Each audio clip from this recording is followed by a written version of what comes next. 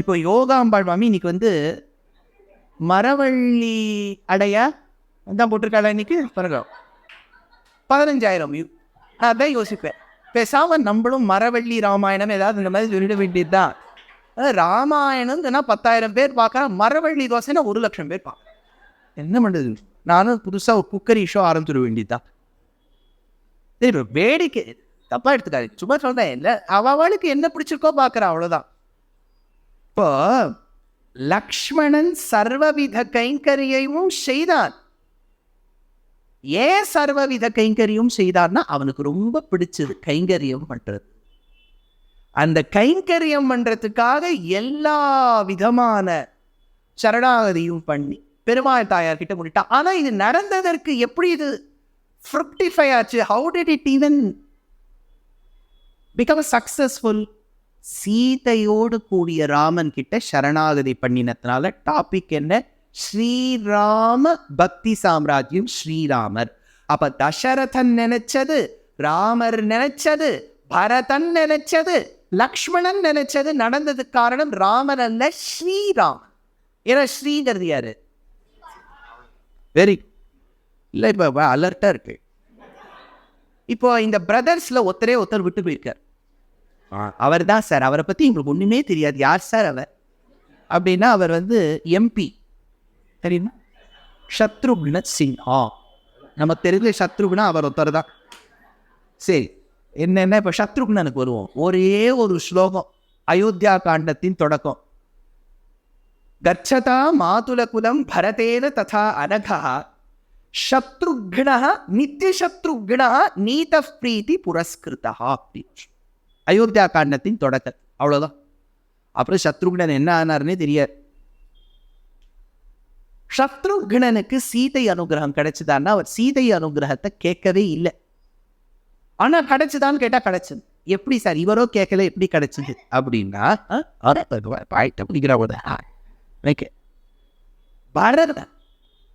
பரதன் மூலமா தானே அனுகிரகம் நடக்கிறது. பாகவதோத்தமனான பரதனுக்கு கைங்கரியம் பண்ணா இல்லையா சத்ருக்னன், அப்போ அது டிரான்ஸ்ஃபர் ஆச்சு. எப்படி சார் டிரான்ஸ்ஃபர் ஆகும்னா, இதெல்லாம் பிசிக்ஸ்ல ப்ராசஸ். எல்லாருமே நம்ம படிச்சிருப்போம். ஸ்டூடெண்ட் லைஃப்ல கண்டக்ஷன், கன்வெக்ஷன், ரேடியேஷன் 3 ப்ராசஸ். நீங்க வந்து ஒரு ஈய சொம்புல சாத்துந்து பண்றேன், அப்போ ஒரு கரண்டியை நட்டு வைக்கிறேன். ரொம்ப நாள் வச்சேன்னா அது ஈய சொம்பு, அவ்வளோதான். அப்புறம் இதை கொஞ்ச நாள் வைக்கிறேன், அது நடு கொதி வர வைக்கிறேன். அந்த கரண்டியை நட்டு வைக்கும்போது கொஞ்ச நாளைக்கு அப்புறம் பார்த்தீங்கன்னா கரண்டியுடைய லேடில் சுட்டு. அது சிம்பிளா என்னன்னா, அதில் ஆட்டம்ஸ் இருக்கும். ஆட்டம் ஆல்வேஸ் டிரான்ஸ்ஃபர்ஸ் எனர்ஜி, ஹீட். அப்போ ஒரு ஆட்டமா டிரான்ஸ்ஃபர் ஆகி கீழே சுட்டு வந்து அது கை பிடிக்கிற இடத்துல சுட்டு போயிடுது. பரதனுக்கு அனுகிரகம் கிடைச்சது. பரதன் ஒரு சங்கிலியில ஒரு அள்ளு.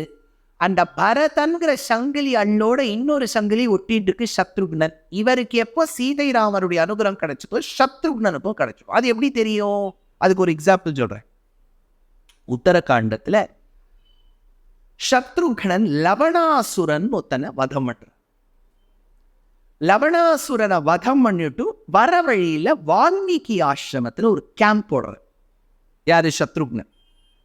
அவருக்கு தெரியாது அதே ஆசிரமத்துல தான் சீதை இருக்கார். சீதையுடைய வேர் அபவுட்ஸ் தான் ஹிட்டனா இருக்கு.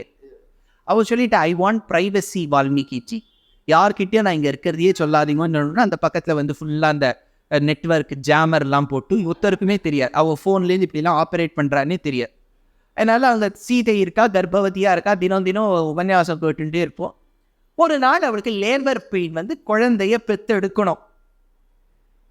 அவ எப்போ பெத்து எடுக்கணும்னு அந்த லேபர் பெயின் வந்ததோ அந்த சமயத்துல அந்த ராத்திரியில தான் சத்ருகுணன் இருக்கார். இது ஸ்லோகம் பாருங்க.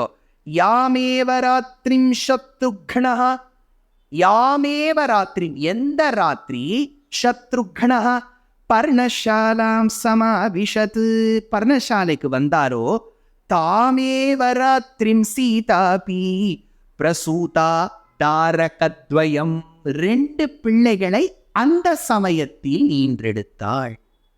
எவ்வளவு பியூட்டி பார்.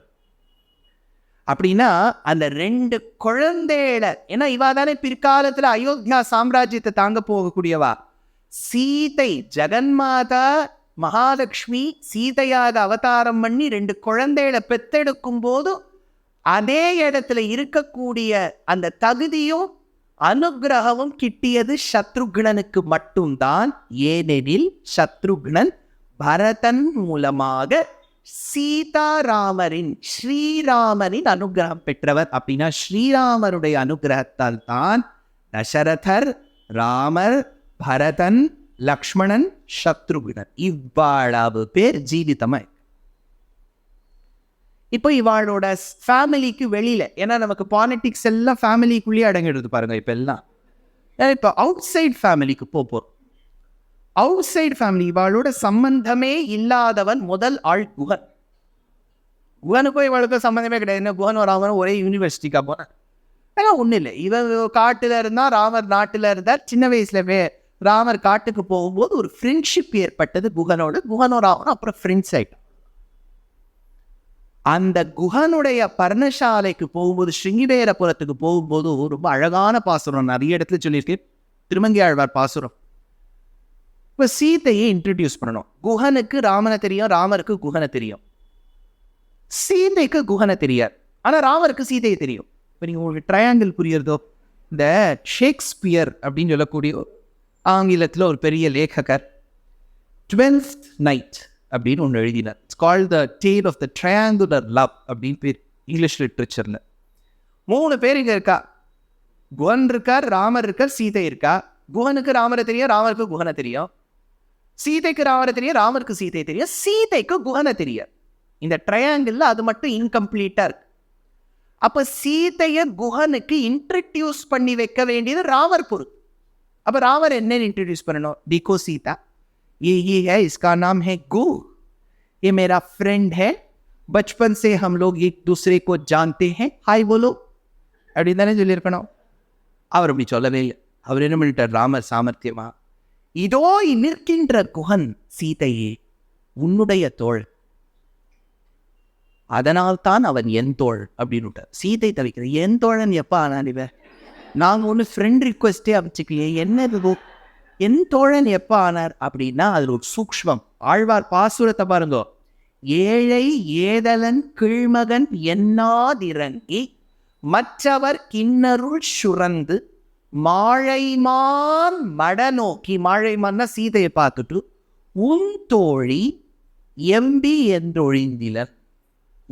அதாவது உம்பி எம்பி, இவன் உன் தம்பிமா சீதா, அதனால என் தம்பி. அப்படின்னா என்ன? சீதா நீ இவனை ஏத்துக்கலைன்னா நான் ஏத்துக்க முடியாதுமா, நீ முதல்ல இவனுக்கு அனுகிரகம் பண்ணு, அப்புறம் நான் அனுகிரகம் பண்றேன். டாபிக் என்ன? ஸ்ரீராம. சீதா அனுகிரகம் இருந்தாதான் குஹனையும் ஏத்துப்பார்.